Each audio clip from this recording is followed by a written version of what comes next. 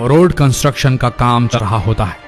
एक JCB machine लगातार road construct करने के काम में लगी होती है, लेकिन उससे पहले उसे खुदाई करनी होती है। वो खुदाई में लगी होती है, तभी अचानक बहुत सारे बंदरों की फौज आ जाती है और जेसीबी मशीन को घेर लेती है। अचानक जेसीबी मशीन भी खराब हो जाती है। आखिर क्या था ऐसा कि वो बंदर रोकना चाहते थे जेसीबी मशीन को?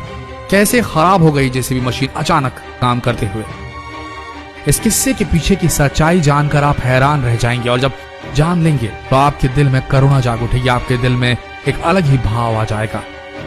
तो इस वीडियो को अंत तक जरूर देखें। यूं तो आप सभी जानते हैं कि हिंदू धर्म को सबसे पुराना और सबसे पूजनीय माना जाता है।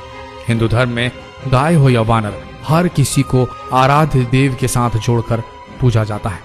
जहाँ गाय को गौ माता माना जाता है, वही बंदरों को हनुमान के वंश का माना जाता है और उनकी सेना से जोड़ा जाता है, यानी कि वानर सेना से। भारत देश में तो आप सब ने देखा ही होगा, लेकिन आज जिस घटना की हम बात कर रहे हैं वो कहीं और की नहीं बल्कि हमारे पड़ोसी देश पाकिस्तान की सरजमी पर घटी है। जी हाँ, इस घटना के घटने के बाद सभी पाकिस्तानियों ने भगवान हनुमान और उनकी वानर सेना का लोहा मान लिया है। चलिए जानते हैं आखिर ये किस्सा क्या है। दरअसल हुआ ये कि कुछ दिन पहले एक रोड का काम चल रहा था। ऐसे में पाकिस्तान के प्रशासन द्वारा रोड पर कार्य के लिए जेसीबी मशीन लगाई गई थी। कुछ घंटों की मशक्कत करते हुए उन्होंने रोड का कार्य तो किया, लेकिन अचानक से वो जेसीबी मशीन खराब हो गई। उसके बाद दोबारा टेक्निकल एरर के चलते एक और जेसीबी मशीन लगाई गई, लेकिन अचानक आसपास के पेड़ों में बहुत हलचल देखने को मिली। जब लोगों ने उन पेड़ों को गौर से देखा तो वहां कोई और नहीं बल्कि हजारों की संख्या में बंदर आ गए थे, वानर आ गए थे, जो लगातार पेड़ों को झंझोर रहे थे। और उनमें से कुछ वानर विभिन्न प्रकार की आवाजें निकाल रहे थे। ऐसा लग रहा था कि मानो वह कुछ कहना चाह रहे हैं। और जब लगातार ये सुनने के बावजूद भी जेसीबी मशीन का काम चलता रहा तो ऐसे में बहुत सारे वानर नीचे उतरकर उस जेसीबी मशीन पर हमला करने लगे।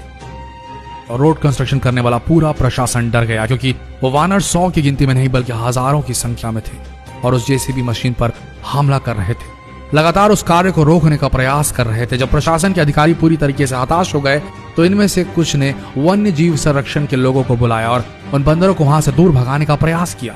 वन्य विभाग के द्वारा कई बार हवा में फायरिंग की गई। ऐसे में वानर भागे नहीं बल्कि आसपास के पेड़ों में जाकर वापस बैठ गए। और यही नहीं, उन बंदरों की आवाज में कर्कशता और बढ़ गई। ऐसे में जेसीबी मशीन रोड के पास स्थित एक खंडहर के पास जा पहुंची और उसे तोड़ने का प्रयास करने लगी।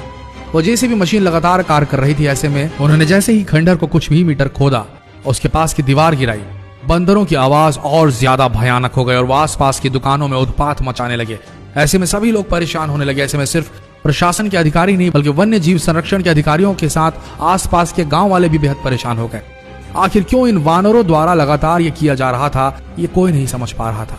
जिज्ञासा लगातार बढ़ती जा रही थी, कैसे हरकतें वानर कैसे कर सकते हैं भला, और क्या है इसके पीछे का कारण, क्योंकि आज से पहले कभी उन्होंने ये सब होते हुए नहीं देखा था। ऐसे में जेसीबी का कार्य लगातार चलता रहा, लेकिन अचानक जेसीबी मशीन में आवाजें आने लगी।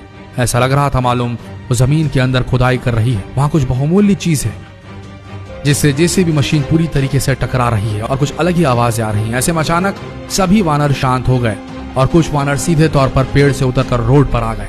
ऐसा प्रतीत हो रहा था जैसे वो किसी का इंतजार कर रहे हैं, कोई है जो उन्हें दर्शन देने के लिए आने वाला है। ऐसे में अचानक से जेसीबी मशीन के चालक ने जेसीबी मशीन को बंद कर दिया और उतरकर जमीन का जायजा लेने लगा।